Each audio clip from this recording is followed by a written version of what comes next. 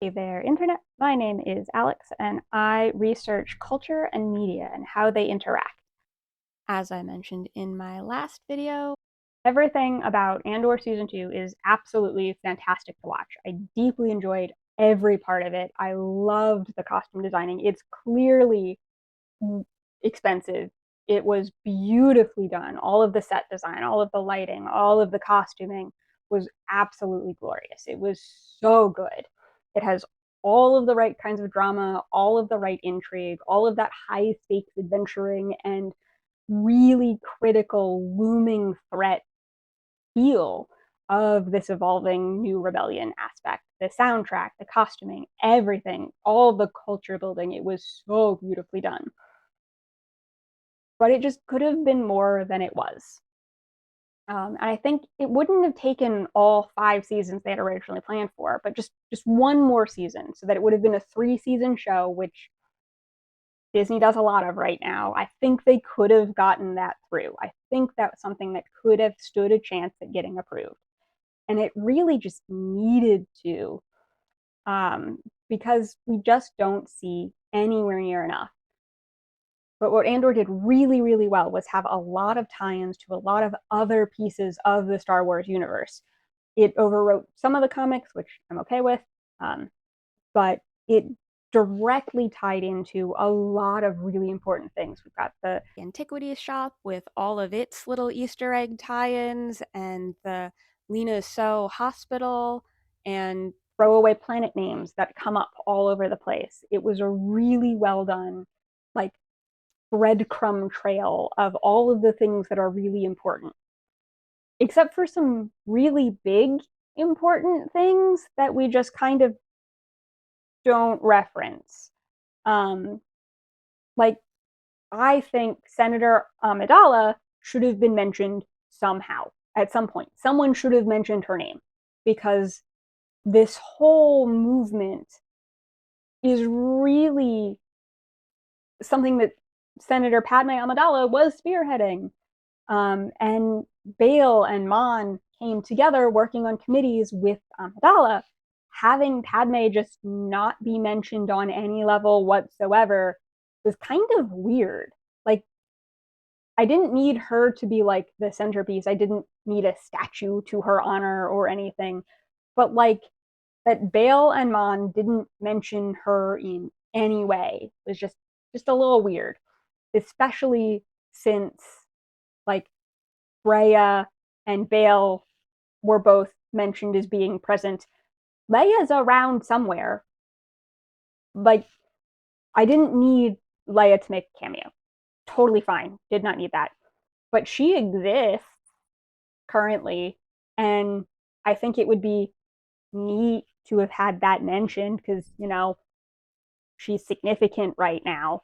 Because when Bale is there and he mentions how Brea and he are working together at the investiture banquets, and Leia is absolutely present. She's somehow involved in this whole diplomatic thing. She is a very key player in all of this, and she doesn't get mentioned in any way.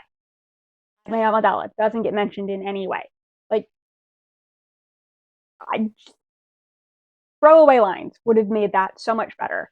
The delegation of the 2000 that Amidala was working on, that is the foundations of what the resistance is, like, I would have just wanted some reference.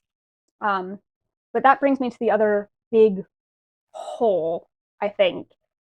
Again, it's not something that was in the story that I think they did badly. I think it's that they needed more time to do more stuff.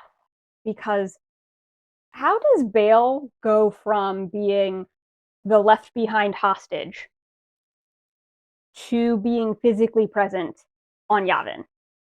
And how, in that process of Bale going from being a senator hostage to being present on Yavin, does Leia not immediately get killed? Or Brea immediately get killed? Like, there are other people who are hostages, and neither of them get mentioned. Bale is just suddenly on Yavin. I would really like to know a little bit more about that process. The way in which Mon Mothma's rescue and movement to Yavin is tied in well with the rebels and Phoenix Squad delivering her, that made perfect sense. It was a little bit jumpy, but it was fine, and they worked together well enough.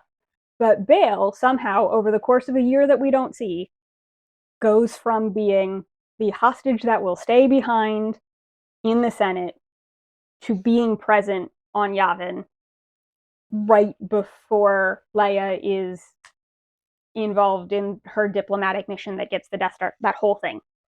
So Leia is very clearly involved somehow. Her name doesn't come up, and it should have. But there are other things that I think would have been nice to have just mentioned on some level of what is happening. Like Rio Chuchi. I love Rio. Again, Clone Wars, love it. And Bad Batch too. She's great there. But like, where is she? What is happening with Rio? Does anybody know where she is? She's definitely heard of this somehow. She's around, things are occurring. Rio Chuchi needed to have been mentioned. Rio Chuchi being an agitator outside. We see her in her role in Bad Batch as being under the radar, being an active part of creating the coalition with the former separatists. Like, no mentions at all. It really bothered me that there was nothing there. And I think that's just, they didn't have time, and that's fine. It's just, it should have been another season. I think one more season would have been enough to cover that. To give Cyril Karn a real story, to give Bail an actual escape plan that makes sense on any level. I don't know. Things. I think it would have been fine with one more season. I think they really could have found a way to get that approved. Getting all 5 seasons definitely off the table. I can understand that. But the way in which we just rushed at the end, I didn't like it. But more than that, like, even with the characters that we were introduced to in this series, like Mon Mothma's daughter, Lita, and her new husband, Stekken Skaldern, they are significant. We know that they're involved with being on Corey, being a part of this family, being very closely involved, even though from everything we can tell, Lita and her mother do not get along.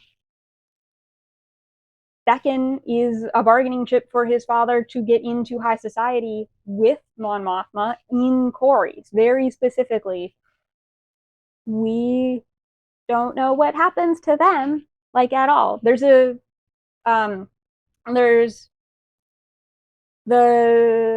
notion of the deleted scene redeeming Perrin that's been floating around online, wherein Perrin tells Mothma that she has been part of this rebellion and he's known about it all along, and he's been particularly terrible the way he's been particularly terrible in a way that's protected her very explicitly. I think that's super interesting, particularly in how they work so well together during the investiture banquet proceedings, and how they are clearly on the same page about some things, and they do have this long relationship wherein they do know each other very well. And when Mon Mothma is having her little crash out, Perrin actually notices that something's wrong. I think having a reaction shot at the very least of is Perrin, how did Perrin live through this? Like, he lives long enough that we can see that he's having an affair with Stekken's mother, but how did he get to that point? Mon Mothma flees the Empire and he's just fine? Like, ISB doesn't do anything? I would have really liked to see something more about that. Though it does leave a potential for a future Star Wars project that I think would be really, really exciting, because an arranged marriage under the Empire story would be really nifty. You could see more of Lita. You could see Stekken's backstory. That kid doesn't even get a line. I don't think he actually. No, he does. He does say one thing. He says, "Come into my circle." And he has like a ritual line or two in the actual wedding. And it's like, it. Like, literally no personality on this kid. I would like to see who he is because he won't hold Lita's hand and he speaks ritual lines. That's all we know about him. I would like to know much more. His father is clearly a lower rent kind of gangster dude in the gambling circuits. How he knows Perrin. I would love to know more about the like actual buildup of the relationship between Davos Skulden's wife, Brunei, and Perrin. like how did they first connect? Is this a thing that's gone back for a while?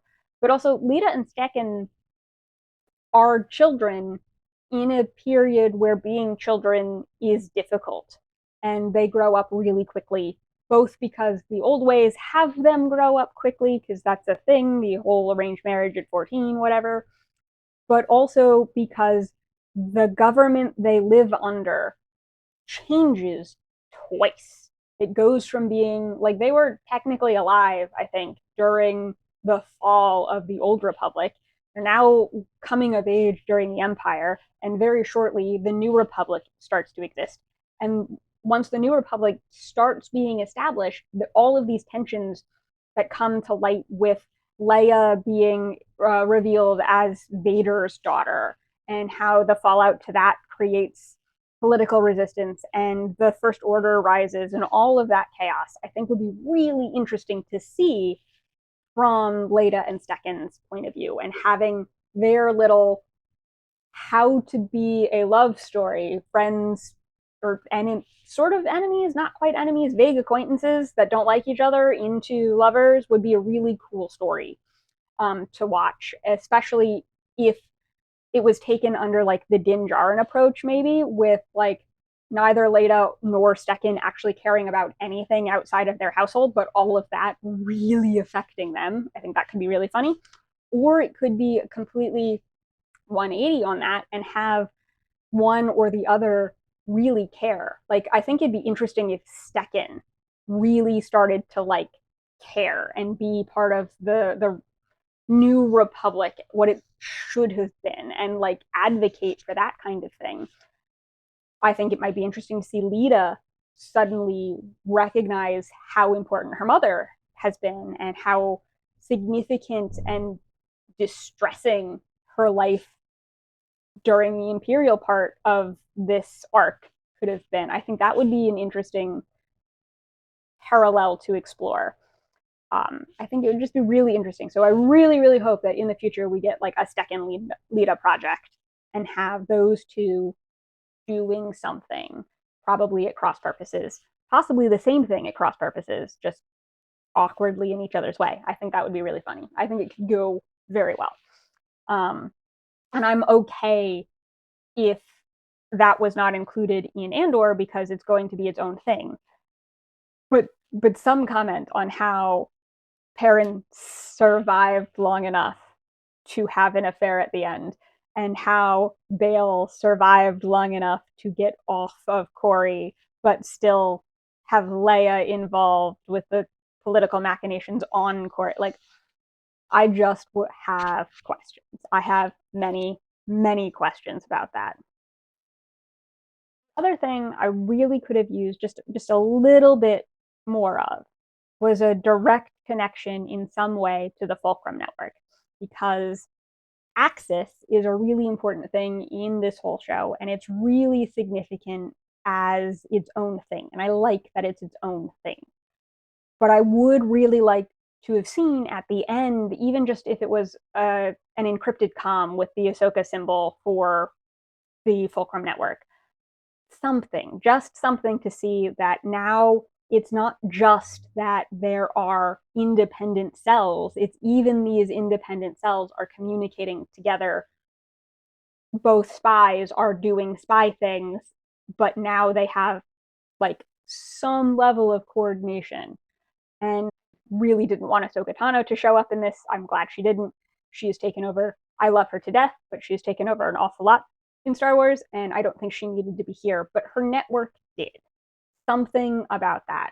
A comment about Ryloth or Lothal having this symbol have shown up somewhere, like just something, even if we just saw it on like an ISB screen while the characters were discussing Gorman behind the guy, I don't know, working one of the ISB screens.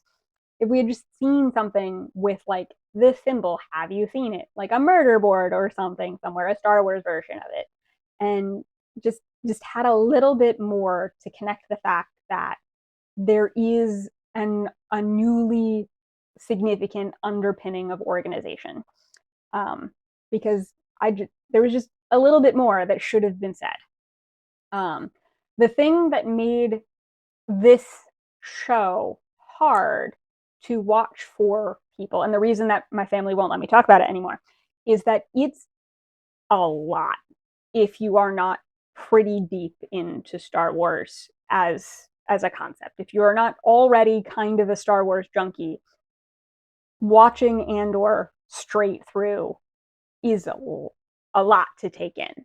And I think that's unfortunate because it doesn't have quite enough of that real connection to the rest of the universe, but it also has too much connection to the rest of the universe to be independently and isolated in its understanding.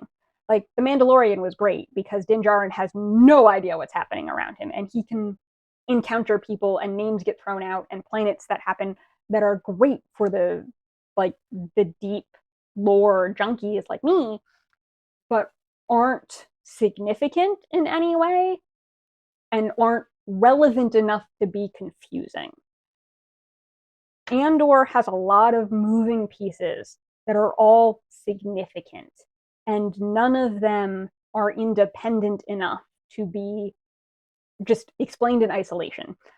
I can't tell you how many times this week I have gotten into very, very trying conversations about the Star Wars timeline, as we all know, is a problem. But trying to explain the overall Star Wars timeline in context of things happening in Andor when my audience doesn't have solid time frames for any of the things I'm saying, it's gotten a little tricky. So I think Andor's deep awareness of its EU is really awesome, but I don't think they went far enough with that to really sell it. And I don't think that they pulled back on it hard enough to make it really understandable to anybody else. So again, I loved Andor. It was beautifully done. It is so gloriously constructed, and I really deeply enjoyed every piece of it and how it was all put together and how we rammed right into Rogue One. I really do think that the show Andor should have ended exactly where it did end. I just think there should have been another season between the start of season 2 and the end of season 2, because 12 episodes was not enough. But having that last episode slam right into the start of Rogue One, having Tevik and Kafrene, that mission already underway as we leave Andor, and flow straight into Rogue One. I love that. It is beautiful. I wanted more to happen in between.